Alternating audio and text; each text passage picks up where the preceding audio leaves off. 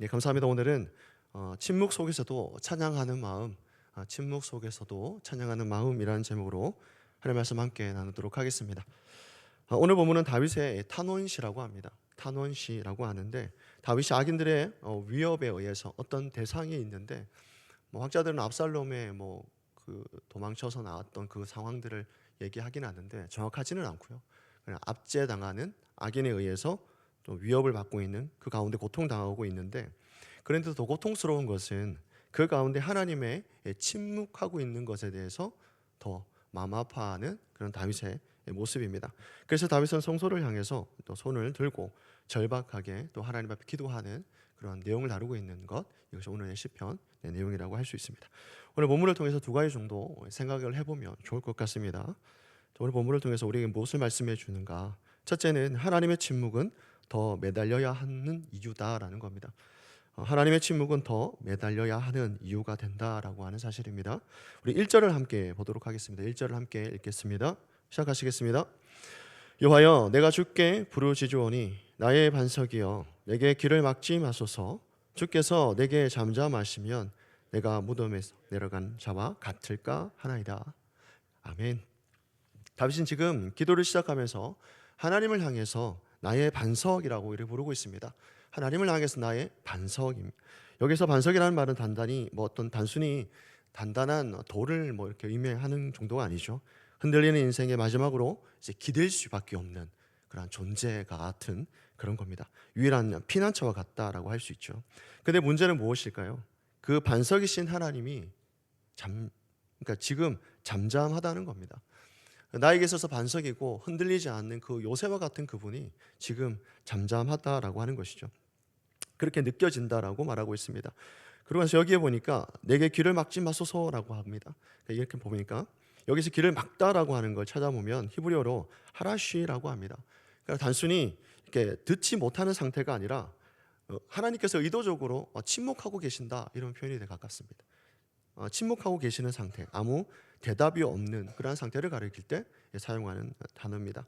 그러니까 지금 다윗에게서 가장 고통스러운 것이 무엇이다라고 할 수 있을까요? 그렇죠. 자신에게 직면한 어려움이나 힘겨움이나 그런 고통일 수 있겠지만 그것보다도 나의 반석이 되시는 그 하나님이 침묵하신다라는 겁니다. 그 침묵하시는 것에 대해서 더 고통스럽다는 거겠죠. 하나님의 침묵이 고난의 크기보다 더 크다라고 얘기를 하고 있습니다.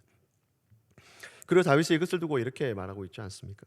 주께서 내게 잠잠하시면 내가 무덤에 내려가는 자와 같다, 이렇게 표현을 합니다. 무덤이라고 찾아보니까 보르라고 하는데 그냥 흙덩이라고 하지 않고요, 빠지면 이렇게 스스로 올라올 수 없는 그런 좀 구렁텅이 같은 그런 느낌입니다. 그러니까 혼자서는 어떻게 할 수 없는, 그러니까 죽음의 경계선 가운데 있는 그러한 표현인 것이죠. 그러니까 하나님께서 입을 여시지 않으시면 다윗은 죽은 자와 같다. 이것이 바로 다윗이 자신의 형편을 숨기지 않고 하나님 앞에서 정직하게 나아가는, 토해내고 있는 그런 다윗의 모습을 볼 수가 있습니다. 근데 여기서 중요한 것은 다윗이 이 고통 앞에서 모르겠습니다. 하나님을 떠나지 않았다라고 하는 저는 그런 모습들이 너무 또 와닿았는데, 오히려 자기 영혼의 무너짐을 그대로 하나님께 쏟아내고 있다라고 하는 것이죠. 성도는 완벽해서 하나님께 나아가는 사람이 아닙니다. 하나님 외에는 방법이 없기 때문에 하나님 외에는 갈 데가 없어서, 그래서 결국 하나님께 매달리는 사람들이지 않겠습니까? 이어서 2절에 이렇게 말씀하고 있습니다. 내가 주의 지성소를 향하여 나의 손을 들고 주께 부르짖을 때에 나의 간구하는 소리를 들으소서. 다윗은 하나님의 침묵을 경험하면서도 이제 무엇을 멈추고 있지 않습니까? 계속 기도하는 것을 멈추고 있지 않습니다. 멈추지 않죠.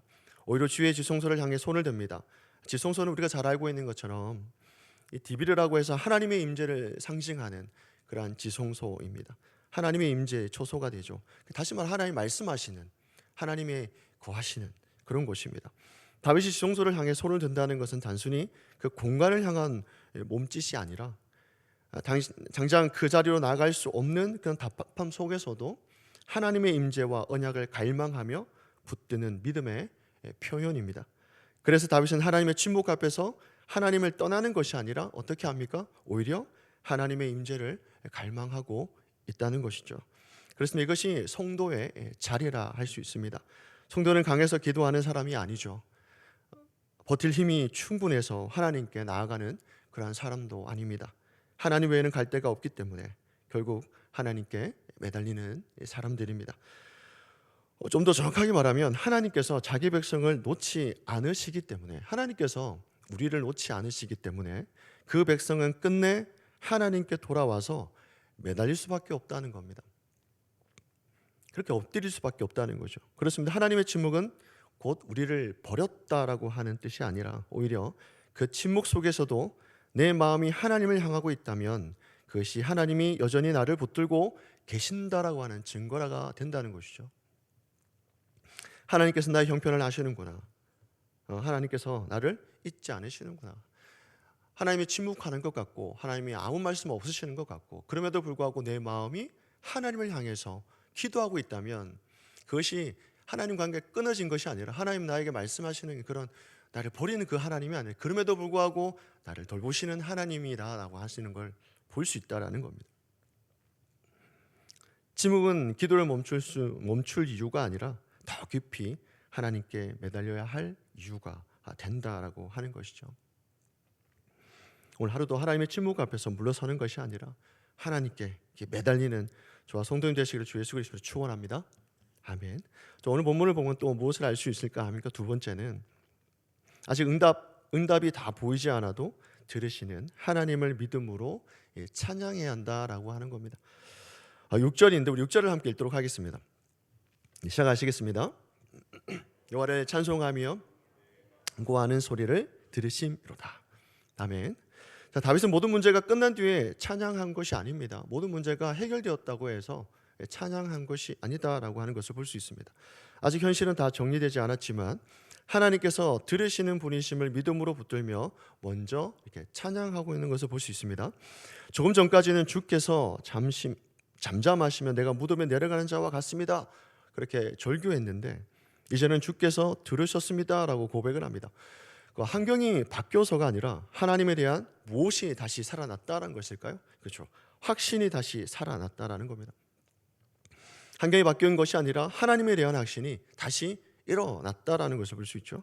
자, 이어서 7절에 보니까 여호와는 나의 힘과 나의 방패이시니 내 마음이 그를 의지하여 도움을 얻었도다. 그리고 내 마음이 크게 기뻐하며 내 노래로 그를 찬송하려로다. 아멘. 근데 이 표현을 이렇게 표현합니다. 내 마음이 그를 의지하여 도움을 얻었다. 자, 내 마음이 그를 의지하여 도움을 얻었다. 학자들마다 이것을 좀 해석하는 또 이 본문을 바라보는 관점이 또 다릅니다. 견해가 있는데 직접 도움을 받고 난 뒤에 이러한 고백을 했다라고 하는 그런 학자의 고백이 있고 반대로 아직 일이 그런 어떤 완벽하게 어떤 문제가 해결되지 않은 상황에서 해결되어지지 않았지만 확신으로 바뀐 것으로 보는 그것이 이제 견해입니다. 저는 좀 후자를 따르고 있는데 그래서 내 마음이 그를 의지하여 그리고 그러므로 내 마음이 크게 기뻐하며라고 하는 그런 흐름을 바라볼 때 외부 환경이 완전하게 정리되었다기보다는 내면 안에서 무엇이 일어났을까요? 그 신뢰가 회복되고 확신이 다시 살아난 상태를 잘 보여주고 있다는 것이죠. 기도하면서 계속 문제는 해결되지 않았지만 문제는 계속 남아있지만 기도하는 것 가운데에 어떻게 일어났습니까? 이미 받은 것처럼 느껴졌다는 것. 하나님께서 이 모든 문제가 해결되어진 것처럼 확신되어졌다는 거죠. 다윗은 모든 문제가 끝난 뒤에 찬양한 것이 아닙니다. 아직 다 보이지 않아도 들으시고 붙드시는 하나님을 신뢰하며 먼저 찬양했다는 것이죠. 하나님께서 이미 자기의 기도를 들으시고 도우셨다는 그런 확신 속에서 아직 다 보이지 않는 현실 가운데서도 믿음으로 찬양한 겁니다. 그렇습니다. 기도의 끝은 절망이 아니라 무엇일까요? 찬양하는 것이다라고 말씀합니다. 기대하는 것이죠. 소망하는 겁니다. 탄식의 끝은 침묵이 아니라 들으시는 하나님에 대한 확신이다는 것이죠. 그렇습니다. 살다 보면 그런 다윗처럼 하나님의 침묵이 더 아프게 느껴질 때가 있습니다. 문제 자체도 힘들지만 그 문제 앞에서 하나님마저 그렇게 잠잠하다는 것처럼 느껴질 때 우리의 믿음은 이렇게 이렇게 흔들릴 때가 있지 않겠습니까? 그러나 오늘 본문은 분명히 말씀합니다. 하나님의 침묵은 곧 버리심이 아니다. 그 침묵 속에서도 정직하게 부르짖게 하시고 끝내 들으시고 붙드시는 하나님을 믿음으로 찬양하게 하신다는 것이죠. 그래서 보통 우리가 받은 줄로 알고 기도하는 거 있지 않습니까? 그와 똑같은 것 같습니다. 우리가 이미 현 상황에서는 일어나지 않았지만 하나님께서 그렇게 응답해 주실 것을 믿고 미리 찬양하는 것이죠. 하나님 그렇게 응답하여 주셨음을 감사합니다. 이렇게 되게 하셨음을 믿습니다. 감사합니다. 보통 저희가 이제 청년들한테 그런 얘기를 합니다. 좀 구할 것 좀 구하라고. 그러니까 너희가 생각하는 그 이상의 것들을 구하면서 하나님 앞에 나갔으면 좋겠다. 제가 그렇게 얘기합니다. 생각해보면 이게 기복신앙일까라는 생각도 해봤는데 그거 아니라 우리 안에 일어나는 모든 일들보다 더 크신 하나님이 계시지 않습니까? 그래서 내 환경을 하나님께서 바꿔주시도록 또 그거보다 더 크게 채워주시도록 기도하는 거야 나쁘지 않겠습니까? 나쁘지 않지 않습니까? 그래서 더 기도했으면 좋겠다라고 합니다. 그리고 나서 또 받은 것처럼 기도하라고, 확신 가운데 기도하라고 그렇게 권면을 하긴 하는데 동일한 것 같습니다. 이미 일어나진 않았지만 혹시라도 우리 환경이 여전히 어려운 가운데 있고 문제 가운데 있습니까? 하나님이 잠잠하신 것처럼 그렇게 되어졌습니까? 뭐 자녀의 문제도 있겠고 앞으로의 어떤 여러 가지 환경의 문제도 있지 않겠습니까? 성경 보면 말하면 미리 확신 가운데 나아가서 하나님을 찬양하면서 받은 줄로 해결되는 줄로 믿고 나아갈 것을 우리에게 오늘 권면하고 있는 것 같습니다. 오늘도 응답하시고 응답이 다 보이지 않아도 들으시는 하나님을 신뢰하면서 또한 그를 찬양하면서 오늘 하루를 살아가는 저와 성도님 되시길 주 예수 그리스도 축원합니다. 아멘. 기도하시겠습니다. 사랑이 많으신 하나님, 오늘 새벽 깨워주시고 또 기도의 자리로 인도하여 주심을 감사드립니다. 설명되지 않는 고난과 침묵 속에서도 기도의 자리를 떠나지 않게 하시고 낙심하고 무너지는 순간에도 있는 모습 그대로 하나님 앞에 정직하게 엎드리게 하여 주옵소서. 아직 응답이 다 보이지 않아도 들으시고 붙드시는 그 하나님을 믿음으로 바라보며 찬양하게 하시고 우리의 힘이 아니라 하나님께서 우리의 힘과 방패가 되심을 날마다 더 깊이 신뢰하게 하여 주옵소서. 탄식으로 시작한 우리의 기도가 끝내 찬양으로 바뀌게 하시고 예수 그리스도 안에서 끝까지 믿음으로 서게 하여 주옵소서. 감사와 찬양을 올려드리며 예수 그리스도 이름으로 기도드립니다. 아멘.